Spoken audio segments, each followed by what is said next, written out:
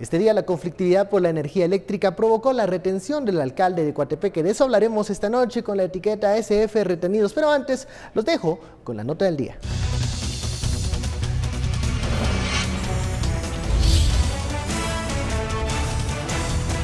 El alcalde de Coatepeque, Quetzaltenango, Alfonso García, continúa retenido por un grupo de pobladores.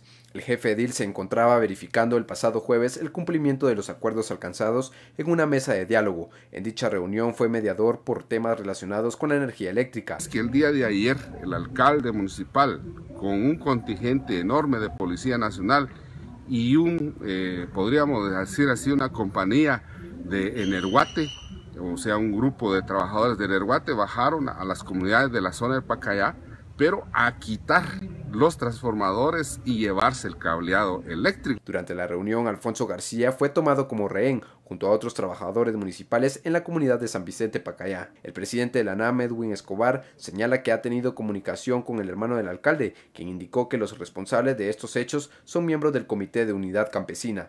Estamos indignados como ANAM, estamos preocupados, exigimos la inmediata liberación de nuestro compañero alcalde Alfonso García Juncos, su garantía de vida y física. Nos preocupa la situación en la que están. El procurador de los derechos humanos, Jordán Rodas, señaló que desde el pasado jueves accionaron planteando una acción de exhibición personal y llamó a los pobladores a mantener la armonía y la paz. Esperamos que el juez realice su función con apego a la ley. Es importante también remarcar, llamar al diálogo, a que no se tomen medidas de hecho y que prevalezca la armonía y la paz.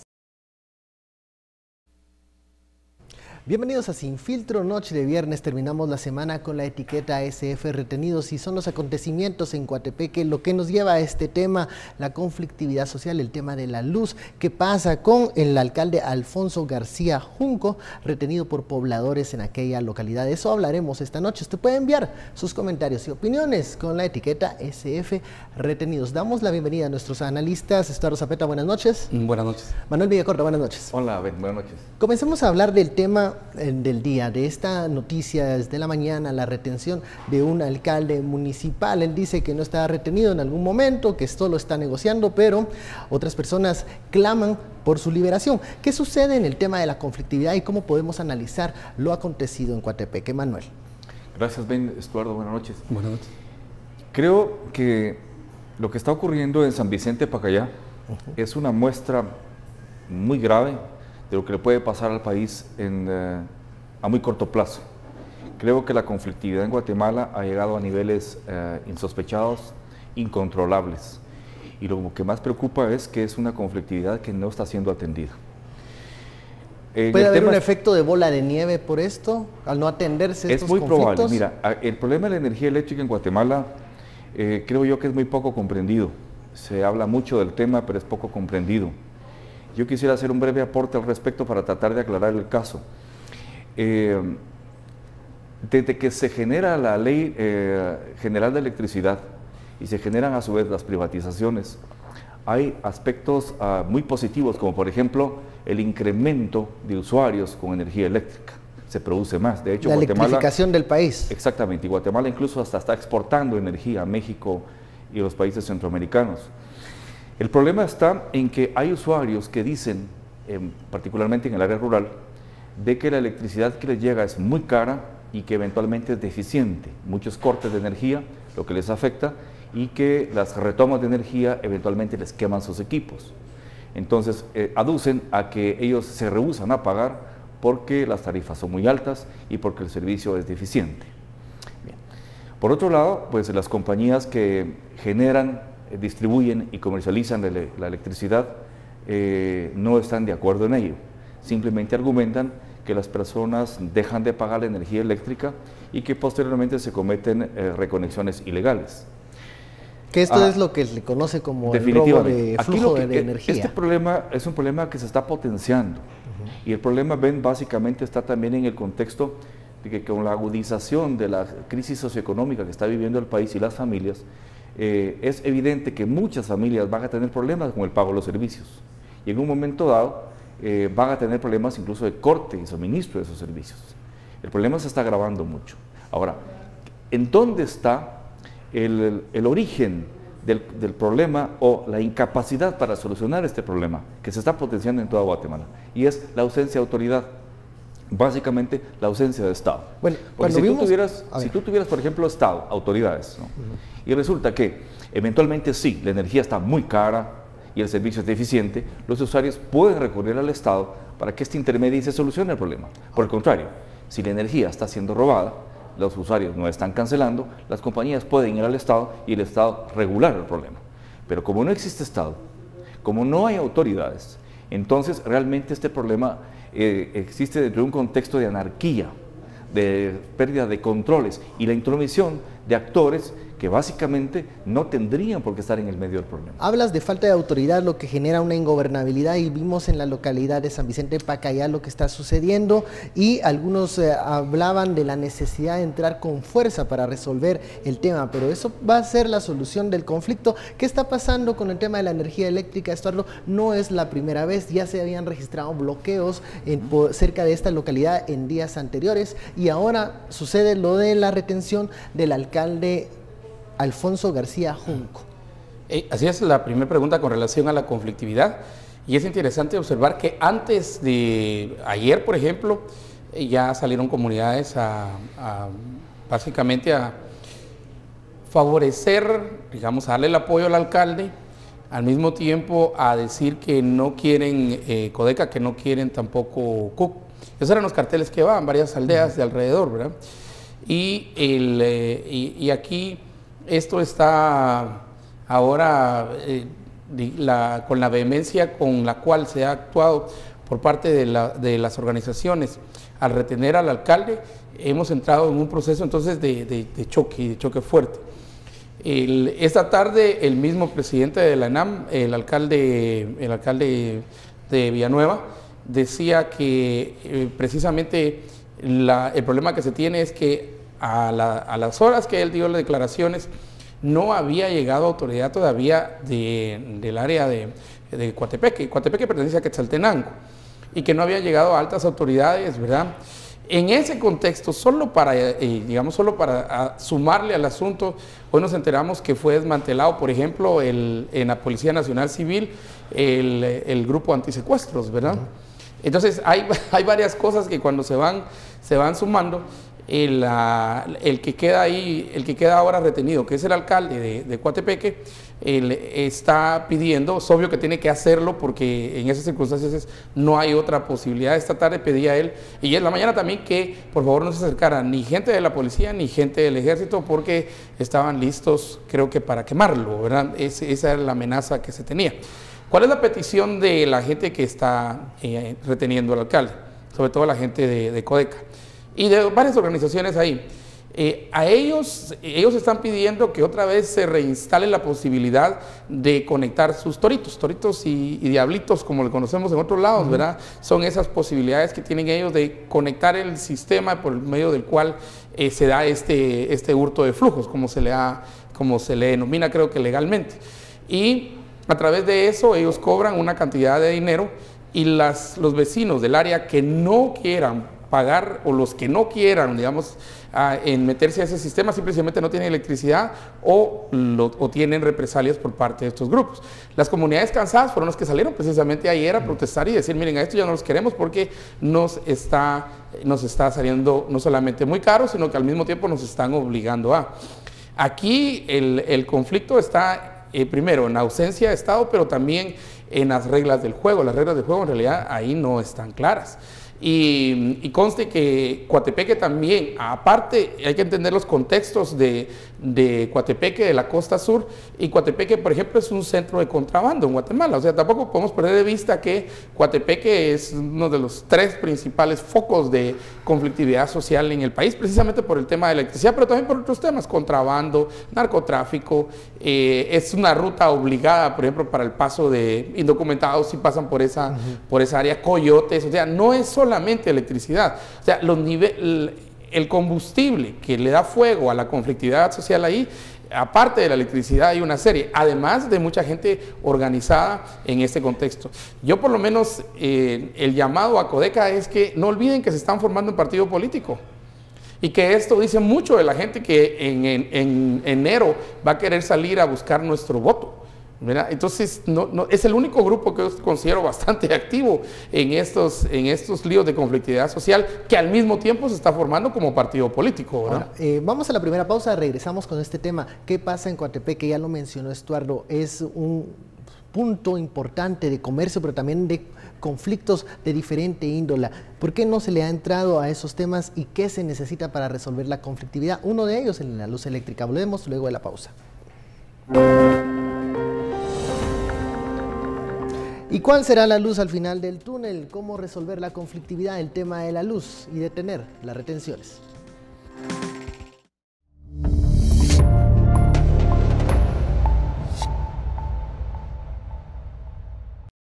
La Comisión Presidencial de Diálogo se pronunció sobre los hechos ocurridos en las últimas 24 horas en Coatepeque, Quetzaltenango, afirmando que se ha mediado entre las partes en conflicto con el fin de regularizar el servicio eléctrico a 9 comunidades. Para que todo se haga dentro de la ley, pero que se haga de manera pacífica, para que tanto aquellos que deben se pongan al día de una manera adecuada, como también para que reciban un servicio adecuado.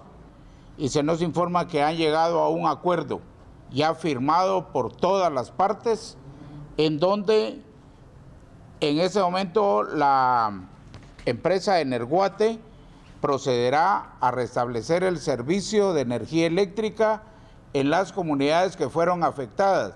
Pero hasta esta tarde la entidad de diálogo de la presidencia no tenía claridad sobre la situación del alcalde de ese municipio.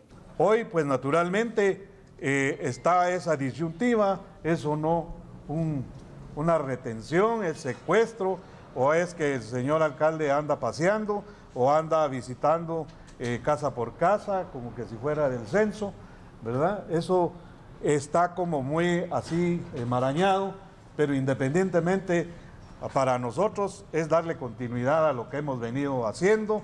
Ante la conflictividad en esa área se ha solicitado la instalación de una subestación de la PNC, la presencia de la DIACO para la atención de las quejas de los usuarios y la vigilancia de la Contraloría General de Cuentas sobre los acuerdos de pagos con las alcaldías. Por una Guatemala en paz, Carolina Leverón y José Gutiérrez. Continuamos en Sin Filtro, la etiqueta de la noche, SF retenidos. Estamos hablando de la conflictividad, específicamente lo que sucede en San Vicente de Pacayá, en Coatepeque, donde se retienen a autoridades y el conflicto de la luz se agrava. Algunos componentes que hablábamos en el bloque anterior que hacen que Coatepeque sea un punto especial, al que hay que ponerle mucha atención. ¿Cómo comenzar a romper el círculo del conflicto, del incluso perpetuar el conflicto para buscar algunos beneficios sectoriales? ¿Cómo comenzar a encontrar la solución? Si sabemos que la energía eléctrica es un problema, ¿cómo buscarle un punto de salida, una válvula de escape y que no estalle el problema? Manuel. Mira, ven, el problema es muy complicado, porque tú tienes una comunidad en donde hay personas que no pagan la energía eléctrica aduciendo, repito, que el servicio no es bueno y que la tarifa es muy alta. Okay. No pagan la electricidad, viene la compañía eléctrica y les corta el suministro. Que está en su derecho de cortarle el suministro, digamos, en ese Dentro punto. de un pacto comercial, sí. Pero hay otras familias, por ejemplo, que sí están pagando su servicio, que no tienen problema con eso. Pero cuando se prolonga el hecho de que algunos no paguen y por lo tanto se les desconecta la energía eléctrica, se procede a conexiones ilegales, porque evidentemente son ilegales. ¿Qué es lo que pasa en ese momento? Viene la compañía de electricidad y repentinamente corta el flujo para toda una comunidad. Y al cortar el flujo para esa comunidad, no solo se lo está cortando a aquellos que hicieron reconexiones ilegales, sino a aquellos que tenían conexiones legales y que estaban pagando su servicio. Si te das cuenta, ya estás involucrando a usuarios que no estaban al interior del conflicto, pero del momento que tú estás pagando tu energía y te la cortan, ya entras en el conflicto. Es decir, es un problema que se está expandiendo. Y repito que el problema aquí es la falta de autoridad, porque esto es apenas un ejemplo de la conflictividad en Guatemala. Recuérdate que se ha dicho siempre, la conflictividad genera pobreza y la pobreza genera más conflictividad. Tenemos otros problemas potenciales en ciernes que ya están surgiendo. Además de la electricidad, tú tienes el problema del agua, por ejemplo. Tú tienes el problema de la tierra. En este momento hay muchas fincas que tienen invasiones y los propietarios no las denuncian porque si no jamás van a vender la finca, que es en lo que están pensando ya. Exactamente lo mismo pasa con el agua. Desvío de ríos en una forma autoritaria, inconsulta, es decir, Guatemala está inserta en una conflictividad impresionante. Ahora, para que tú resuelvas la conflictividad, tiene que haber voluntad de las partes, de saber negociar, ambas partes con la vocación de querer negociar. Ahí es donde yo veo que hay un interés de mantener ese conflicto. Bueno, probablemente las partes no, mira, no quieren ponerse de acuerdo. Probablemente no. Yo creo que existiera autoridad, no habría ese problema. Por ejemplo, si tú vives en otro país de América Latina y dejas de pagar tu servicio de energía eléctrica, te lo van a cortar. Sí. Si tú haces una conexión ilegal después de eso, te van a llevar detenido, porque eso es un delito. Eso pasa en cualquier parte del mundo. Aquí no está pasando porque no hay autoridad. Entonces, el problema está en que hay actores involucrados que generan, digamos, mayores niveles y que potencian esa propia crisis, que son las organizaciones sociales que en un momento dado están, diríamos, intentando representar esos intereses de la sociedad que se siente agraviada por un servicio caro o eventualmente un servicio de mala calidad. Y un problema que no se resuelve. Claro, estás teniendo actores exógenos innecesarios, a eso voy. Tú tienes que tener dos actores, los usuarios y las compañías que producen y generan y distribuyen electricidad. Esos son los únicos dos actores. Y el Estado como ente rector. Y debería ser el Ministerio de Energía y Minas, básicamente, porque ese para eso está. Exactamente, ser ese ente rector, como el Ministerio de Educación para la educación, la salud para la salud. Pero aquí tú tienes, por ejemplo, que se involucra, fíjate bien, los diputados, el alcalde, el gobernador, el Ministerio de Gobernación, la Procuraduría de los Derechos Humanos, organizaciones de la sociedad civil. Eso es un caos. Guatemala tiende a eso, a problematizar más los conflictos por la presencia de actores exógenos que no resuelven, sino que más bien conflictivizan aún más el problema. Aquí la ausencia de Estado, es lo que yo veo, es la que está generando eso. Y termino con esto. Tú ves, por ejemplo, que los linchamientos prácticamente ya están instituidos. ¿Cuántos linchamientos ha habido en Guatemala y cuánta gente está detenida? Las extorsiones, ya es una economía negra que está bien establecida y funciona perfectamente bien. El contrabando. ¿Dónde está la función del Estado ahí? Es decir, mientras no tengamos Estado, mientras no tengamos la participación de instituciones que se responsabilicen por la solución de estos problemas, esto va a seguir generando, y te repito, la conflictividad genera pobreza y la pobreza genera conflictividad. ¿Quién va a querer invertir en un país como este? Y con eso ya termino. Y mira esto, por ejemplo, y qué aducen, por ejemplo, las organizaciones sociales que están en contra de las compañías de energía eléctrica, que lo que procede aquí es la estatización, la nacionalización de las mismas.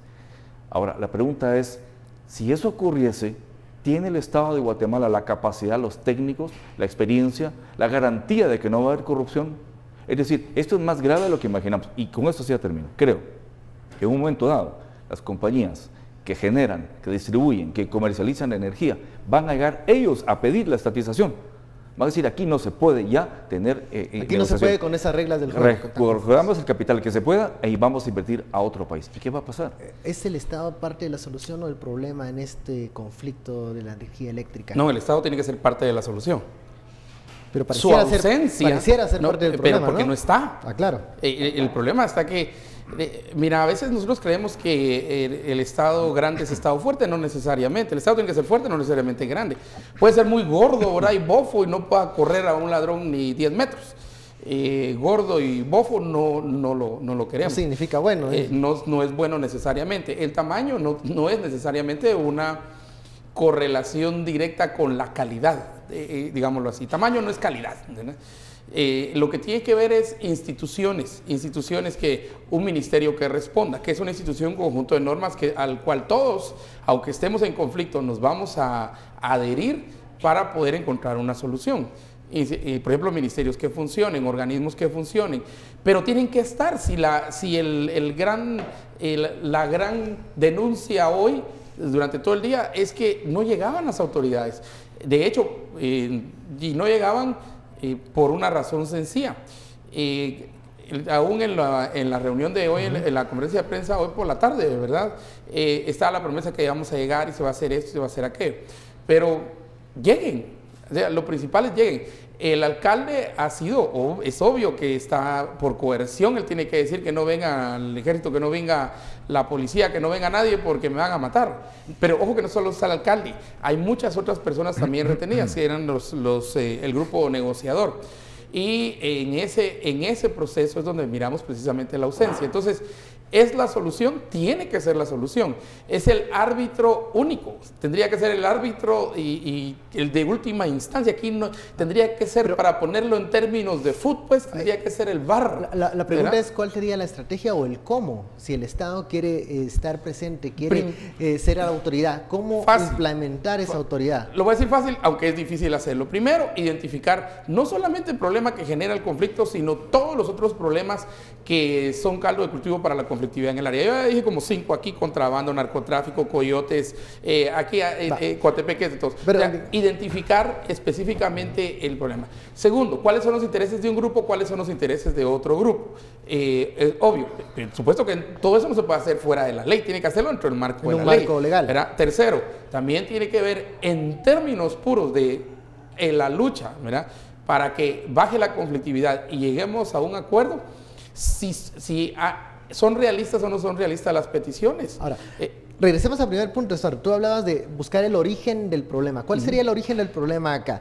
¿El hurto de energía, la retención del funcionario o estos malos servicios de energía eléctrica? Tiene que solucionar algo urgente. El problema está que cuando el Estado no se pone en lo importante, cuando no está presente en lo importante, entonces tiene que correr a solucionar lo urgente y está pagando fueguitos cada rato.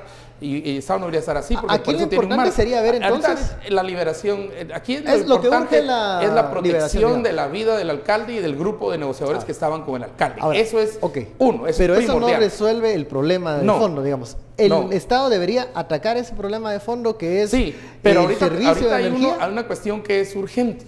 Es como, por ejemplo, cuando vino precisamente hace 2 meses, exactamente 3 de junio, tuvimos la tragedia del volcán de fuego. En ese momento nuestro objetivo estratégico era dar la ayuda posible, la mayor cantidad de ayuda, digamos, sacar a las personas de la zona de peligro, comida, medicamentos, evitar una epidemia. Esas son cuestiones del momento. Ahorita tenemos una crisis y hay que solucionar la crisis del momento. Resuelta esta crisis, sí hay que entrarle al problema de fondo. Paralelo, que yo creo que ahí es donde el Estado se lava las manos. Y aquí los ministerios, porque aquí no solo es energía y minas, en este caso energía y minas, ¿verdad? Pero también aquí tendría que entrar el MAR, tendría que entrar otros ministerios. Todos los ministerios deberían tener un equipo de crisis. Yo no sé si los ministerios en Guatemala, sea de cultura o de educación o de finanzas o lo que sea. Algunos dicen tener mesas de diálogo interinstitucionales, pero eso no son equipos de crisis. Pero funcionan, resuelven. Lo que tienen que tener son equipos de crisis. Tienen un protocolo para el manejo de crisis, el crisis management, que se llama en inglés, el control de la crisis. ¿Lo tienen o no lo tienen? Las autoridades también. Porque aquí va a estar involucrado principalmente el Ministerio de Energía y Minas, pero también entra el de Recursos Naturales, también entra el Ministerio de Gobernación. Y yo esperaría que no, pero posiblemente también, por lo menos para puro resguardo, el Ministerio de la Defensa. Y entran otros, también otras autoridades, la ANAM, ¿verdad? Entonces, es más, entonces sabemos qué hacer. Si hay un comité de crisis, sabemos qué hacer en este momento y se siguen los protocolos de un comité de crisis, pero lo que tenemos es una emergencia. En esa solución de la emergencia está parte de la solución, pero eso no me lleva a discutir el tema fundamental. Muy bien, ¿cómo atendemos esa emergencia sin hacer más grande el fuego?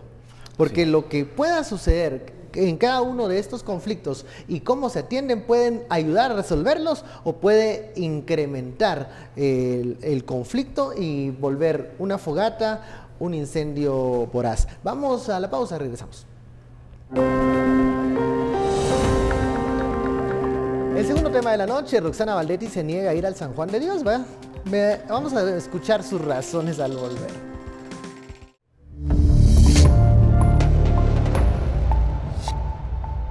Regresamos a Sin Filtro, la etiqueta de la noche, SF retenidos. Vamos a las conclusiones del primer tema, la conflictividad por la energía eléctrica, lo que sucede este día en Coatepeque. Manuel. Mira, Ben, yo creo que lo que se trata es renunciar ya a la retórica, ¿no? Se habla mucho del problema y el problema se está potenciando. Esperemos que no llegue a niveles de violencia, pero es muy probable que llegue, ¿verdad? Yo creo que hay que tratar de pretender soluciones. Si te decía que para solucionar un conflicto tú necesitas primero un árbitro eficiente. Segundo, la voluntad de las partes para llegar a un acuerdo. El problema ya llegó a extremos insospechados y muy delicados. ¿Qué aportaría yo como ciudadano a tu pregunta? ¿cuál sería la ruta que yo tomaría para solucionar este problema inminente que está ocurriendo y los que están potencialmente por ocurrir? En primer lugar, yo creo que se debe designar y responsabilizar al Ministerio de Energía y Minas como el actor central en el tema del problema de la electricidad. Tiene que estar clarísimo eso. En segundo lugar, yo creo que Energuate debería de hacer una reconexión generalizada hacia todas aquellas comunidades en donde en este momento hay cortes de energía, como una muestra de querer solucionar el problema. Luego yo creo que debería estudiarse, y en un plazo de 30 días, hacer un dictamen respecto al precio en que se debe vender la energía eléctrica a los usuarios. Esto en función a los costos de producción más un porcentaje de utilidad que sería justo para las compañías. Yo creo que esto podría incluso ser una especie de prorrateo en función a lo que se paga en la región, México y Centroamérica, por ejemplo, para llegar a un punto de equilibrio en donde no haya ningún abuso. Luego, yo creo que además Energuate puede tratar de implementar una renegociación y convenios de pago con municipalidades o personas con las cuales hay deuda. Lo otro sería que las organizaciones de la sociedad civil que están involucradas en el problema se retiren automáticamente del mismo, que se comprometan y que renuncien a no participar en el mismo, que el problema aquí o la relación aquí es usuario, compañía de electricidad, Ministerio de Energía y Minas y punto. Y lo último sería crear unidades de atención al público al interior de las municipalidades, integradas por el propio alcalde y por el Ministerio de Energía y Minas, para recibir todo tipo de demandas, desacuerdos, inquietudes de los usuarios para que se resuelva en cada municipalidad. Yo creo que si ese proceso se lleva, que evidentemente no le va a gustar a las organizaciones de la sociedad civil vinculadas con esto, evidentemente no le va a gustar a Energuate, pero si no hay una intención de ceder al problema y que este fuera una especie del problema paradigmático, el laboratorio, el plan piloto que va a demostrar cómo sí se puede desactivar la crisis, llegaríamos a un feliz acuerdo para todos. Pero lamentablemente, estoy casi seguro que el Ministerio de Energía y Minas no va a asumir esa responsabilidad. Creo que la reconexión generalizada en Energuate no la ve como posibilidad y creo que las organizaciones de la sociedad civil que se han involucrado no van a querer dejar de participar. Por lo tanto, aquí es una cuestión de voluntad o seguir con la conflictividad y seguir con la pobreza. ¿Cómo ves el escenario que presenta Manuel y también la posibilidad de que se bajen las tensiones? Mira, sería mediano y largo plazo. El problema que tenemos hoy es que se cierra, el problema cuando uno de las partes en una mesa de negociación se cierra y empieza con, lo primero que hay que evitar, digamos, es un ataque violento y ese ya está. El secuestro del alcalde es precisamente una bandera en decir no quiero negociar, ¿verdad? Quiero lo que me den lo que yo quiera y me voy a ir a cualquier medio y si el medio es secuestrar o matar al alcalde, lo van a hacer. Entonces aquí sí tiene que estar la vida como la primera defensa. Después podemos pensar en muchas soluciones, pero la vida es la primera defensa. Cosa que estos con su acción de retener, secuestrar, tener a toda la gente ahí y estar amenazándolos con que los van a quemar, que les van a echar gasolina y pedirles que por favor, obligarlos a que digan que no quieren ni policía, ni autoridad, ni nada, ellos mismos entonces están llegando al argumento que ellos no quieren al Estado, ¿verdad? Porque poner al alcalde a decir, ¿verdad?, a enviar mensajes, que no venga la policía, que no venga nadie aquí, entonces aquí le quitan la posibilidad a cualquier equipo de negociación. Y impera la anarquía. Sí, pero conste que aquí, ¿con qué principio todo? Miremos con qué principio. Todo principia con una negociación. Y aquí no fue un ataque ni nada, aquí fue una mesa de negociación que se hizo para iniciar. La primera reacción es retener a una de las partes, que es el alcalde y las otras personas. Pues el alcalde es, nos guste o no nos guste, la autoridad más legítima, junto con el COCO del CORO. Para viabilizar esa mesa de diálogo, obviamente se debe pedir que se liberen a todas las personas involucradas o retenidas. ¿Qué otra medida se puede pedir también para incrementar la confianza entre las partes? Es que la confianza aquí fue violentada por la parte que retiene al alcalde. Y reganar esa parte es complicado. bien complicado. Digamos, se dan aquellas circunstancias, esas negociaciones se dan, por ejemplo, a niveles más grandes, por ejemplo, en los acuerdos de paz y todo esto, ¿verdad? En las cuales la guerra es una de las posibilidades que tiene. Ahora, el manejo del lenguaje pues, de estas organizaciones es muy interesante, porque ellos dicen es una retención pacífica. Disculpe, pero esa no es retención pacífica. Secuestro, pues no importa el objetivo y no importa que digamos, ahora, si es una autoridad si esto es un secuestro, eso tiene repercusiones penales. Por supuesto. Debería existir responsabilidad penal de lo que sucede en Coatepeque. Tiene que entrar la negociación y aquí los negociadores no creo que van a ser del Ministerio de Energía y Minas, aquí los negociadores van a tener que ser del Ministerio de Gobernación. Para la liberación exactamente, de los porque digamos, ¿qué opciones hay? Por eso cuando yo voy a los comités de crisis, a las mesas de crisis establecidas, ¿verdad?, en los diferentes ministerios y organizaciones, es precisamente para estos casos. Tener su folder rojo, su folder azul, verde, para ver qué hacer y cuál es el protocolo a seguir en estos casos específicos, en los cuales otra vez la vida de un grupo de personas, independientemente de que sea el alcalde o síndicos o negociadores o lo que sea, está en peligro. Entonces aquí sí hay que entrar por la negociación. Yo no creo que quienes retienen en realidad quieran negociar, porque ya dieron muestra que no quieren negociar, con lo cual el mensaje de ellos es tampoco queremos ninguna presencia del Estado. O sea, nosotros queremos lo que nosotros queremos. Pero no van a lograr la reconexión de la energía eléctrica con esas medidas. Es decir, no van a lograr nada. No van a lograr nada. Lo que sí pueden lograr, o sea, irse a los extremos no va a resolver nada. Exactamente. Tienen que regresar otra vez a los medios. Y uno de los retos de todas las mesas de crisis y las mesas de negociación es que la primera acción es encontrar el punto medio. Por lo menos acercarse al punto medio donde ya podamos dialogar. Porque si no podemos dialogar, entonces no hay posibilidad de negociación. Si es un pierde-pierde. Bueno, vamos al segundo tema de la noche, luego de la conflictividad, y volvemos a la torre de tribunales con la ex vicepresidenta Roxana Valdetti. En esta ocasión ella pues se quejó nuevamente de los servicios de salud, de que en el Hospital San Juan de Dios no tienen el equipamiento y los médicos especializados para atenderla. Ya escuchábamos ayer también su diatriba en contra del INASIF y también sus reproches al juez Miguel Ángel Gálvez. Vuelve nuevamente Roxana Valdetti a ser el punto de atención, Manuel Villacorta. ¿Qué sucede? ¿Qué pasa? ¿Por qué nadie puede contra la ex vicepresidenta, pareciera?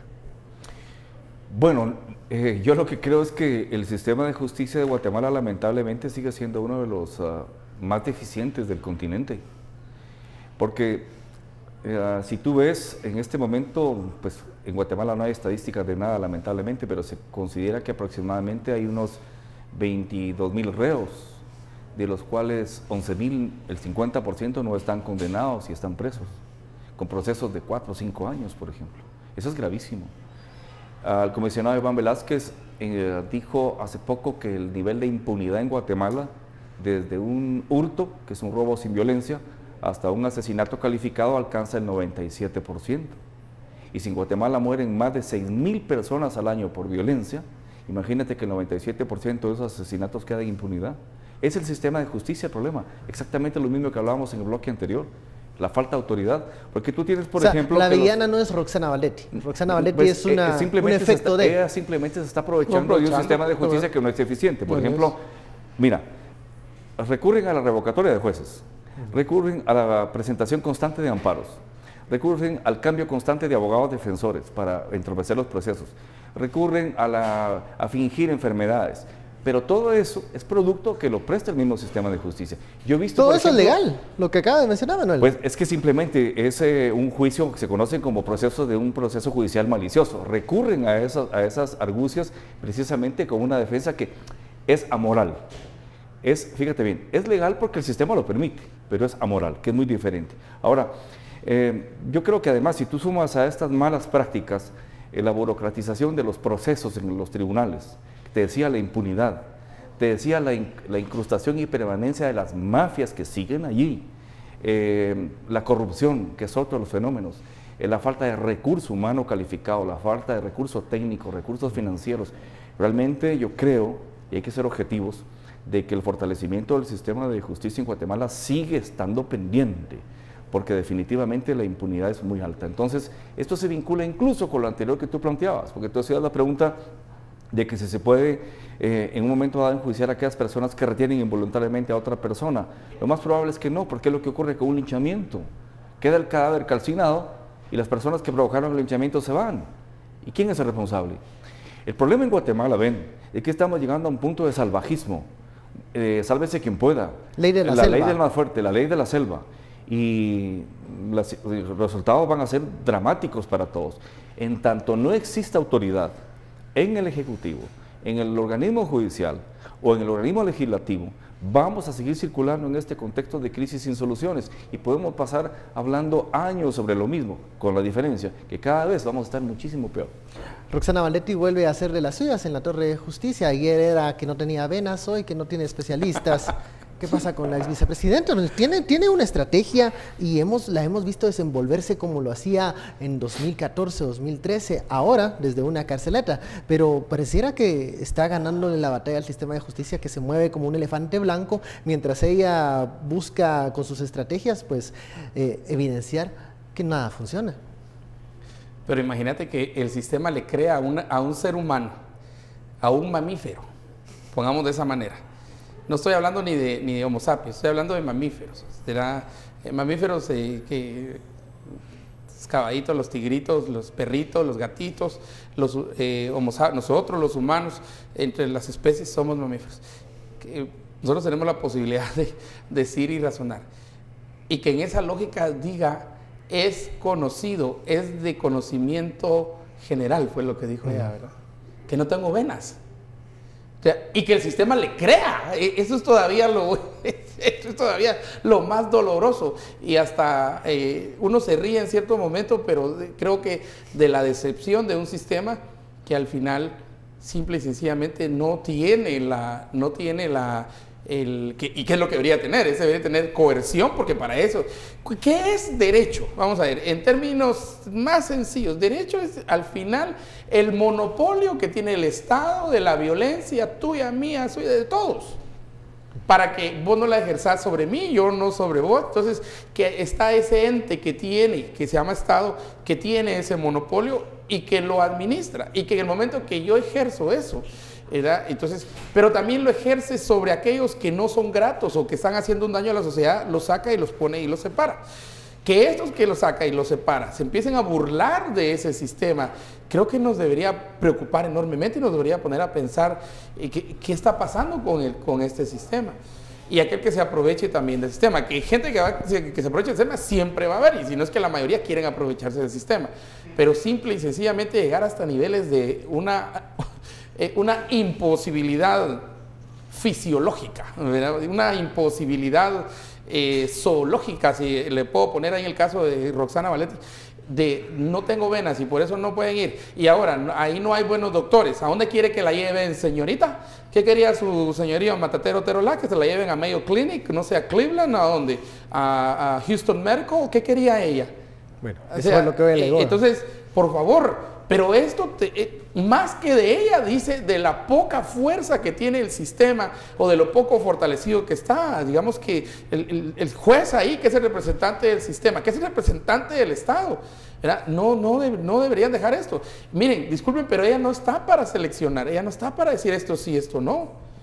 Ya está para enfrentar la justicia. Sí, digamos, igual, y ni yo, ni vos, ni nadie está frente a la justicia para decir, mira, esto no me gusta, hoy no quiero frijoles, ¿verdad? Hoy quiero caviar, ¿verdad? Mañana no quiero pollo, mañana quiero faisán. Y no estamos, o sea, no estamos para eso. No sé, o a no ser que haya un problema mental serio. Pero ahí ya necesitaríamos psiquiatras, bueno, ahí ya necesitaríamos... Ahí ya sería otro examen que hay que hacerle. Que ya fue ordenado, a propósito. Okay. Sí, por cierto. Un examen psiquiátrico ya fue ordenado en este caso también. O sea, a ver cómo está su... Sí, digamos, porque esas aseveraciones sí estarían un poquito rayando ya fuera de la normalidad, ¿verdad? Aquel ego. Bueno, vamos a la pausa, regresamos con la nota destacada de la semana. ¿Cuáles fueron las notas más impactantes de la semana? ¿Será la carta del expresidenciable o las solicitudes de los congresistas norteamericanos?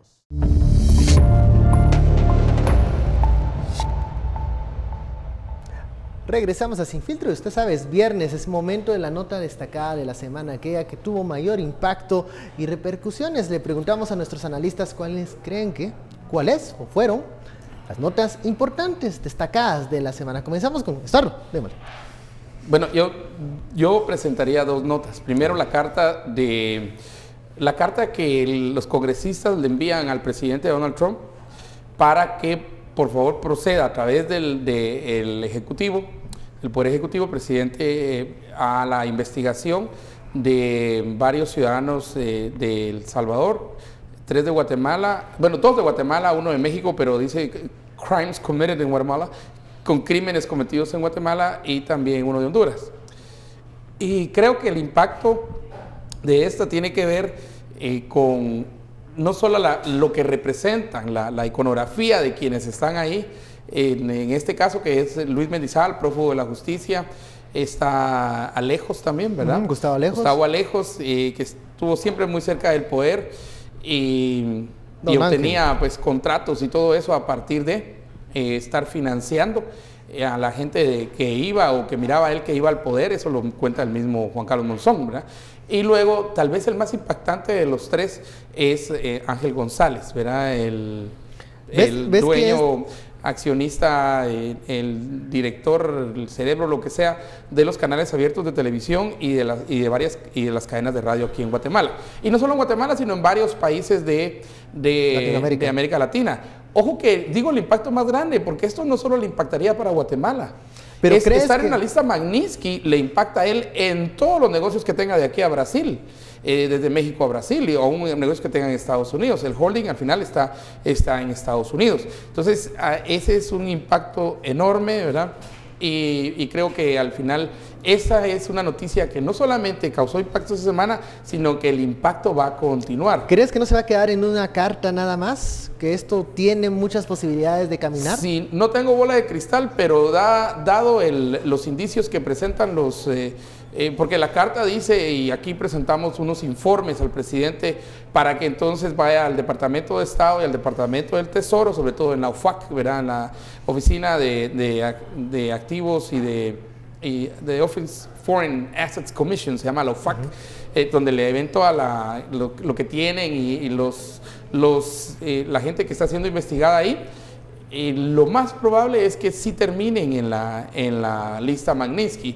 Y terminar en la lista Magnitsky significa no hay visa, congelan los activos. No puedes tener transacciones con bancos. No puedes tener ninguna transacción con ninguna empresa en Estados Unidos, porque lo que sucede es que cuando empieza una investigación de esta naturaleza, el mismo gobierno de Estados Unidos manda cartas a todas las personas y empresas que hayan tenido alguna relación con la persona investigada, y les advierte. En estos momentos, por ejemplo, estamos investigando al señor Ángel González y se lo envían a una empresa proveedora que tenga alguna relación con Estados Unidos, ¿verdad? Claro. Si no tiene relación con Estados Unidos, entonces ahí no hay problema. Pero si tiene alguna relación con Estados Unidos, alguna empresa le va a dar una carta donde diga: el señor Ángel González está siendo investigado por, no dice por qué, pero está siendo investigado dentro de la ley tal, dentro del Magnitsky Act, y queremos hacer de conocimiento esto, ¿verdad? ¿Cuál es la segunda nota? ¿Hablabas de una segunda nota?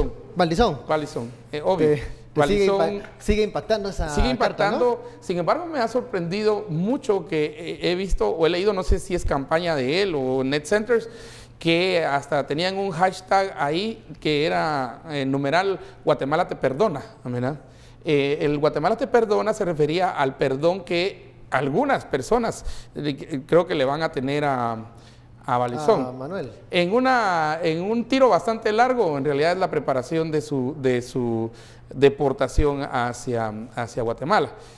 En la ley de Estados Unidos, en realidad, eso no tiene mayor impacto, ¿verdad? Porque ahí se ve lo que es las acusaciones puras, ¿verdad? Y la evidencia y todo eso.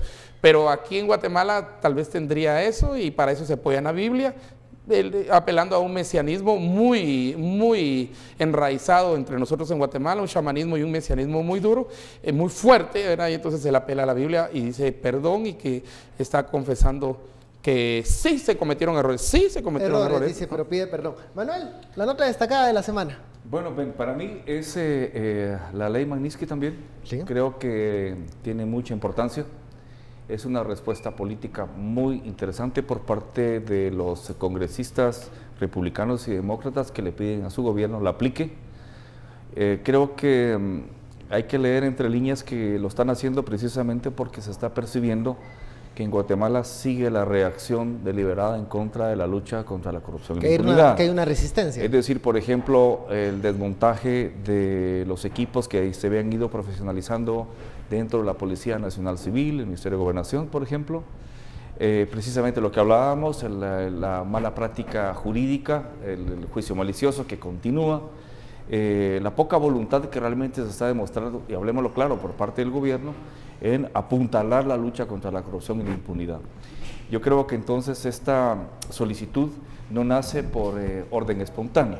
Esta solicitud tiene un objetivo político muy claro y creo que va precisamente para que todas aquellas personas que cometen delitos, incluso fuera de los Estados Unidos, sean vedados para que puedan ingresar a Estados Unidos al no tener visa, al quitársele los activos, es decir, practicando una especie de muerte civil y económica para esta persona. ¿Quiénes son los que deben de poner barbas en remojo, aparte de estas 6 personas? En Guatemala barbas en remojo tendría que poner muchísima gente, porque básicamente el sistema político, el sistema económico, estaban basados en la corrupción y la impunidad.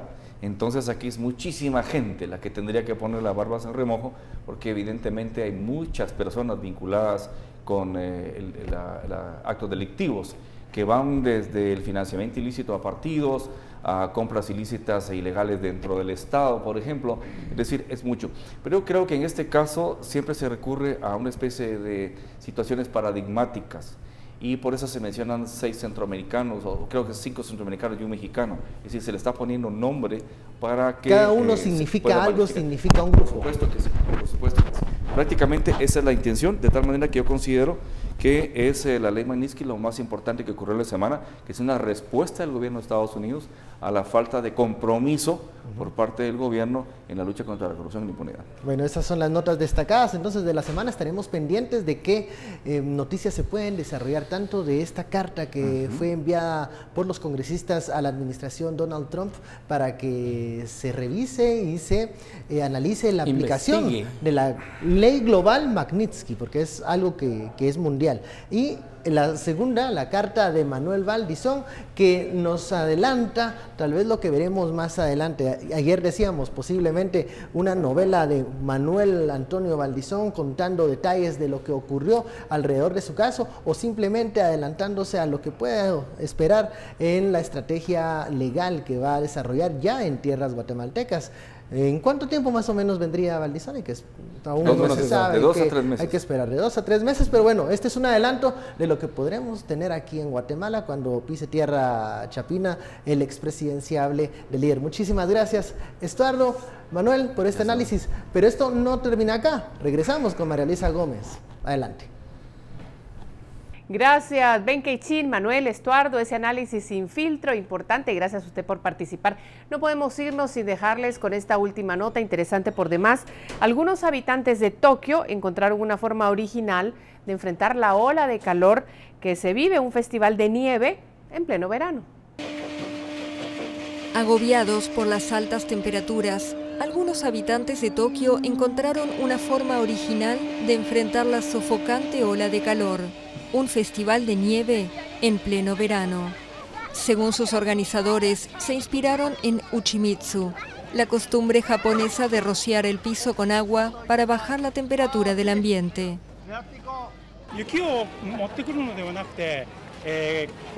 Estamos usando hielo rallado, no nieve. Es algo parecido a la costumbre japonesa conocida como Uchimitsu, en la que mojamos el suelo para enfriarlo y que la atmósfera se sienta más fresca.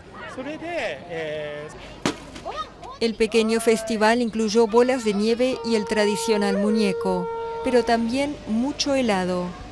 Un poco de alivio en medio del verano japonés, cuando las olas de calor suelen dejar cada año cientos de víctimas. Bueno, y así concluimos con esta tercera emisión de Noticiero Guatevisión hoy viernes. Gracias por su atención. Por supuesto que regresamos el lunes a las 9 en punto, pero recuerde que el fin de semana también hay noticias y mucha información en Guatevisión, así es que por favor sintonice. Hasta pronto, que tenga una buena noche.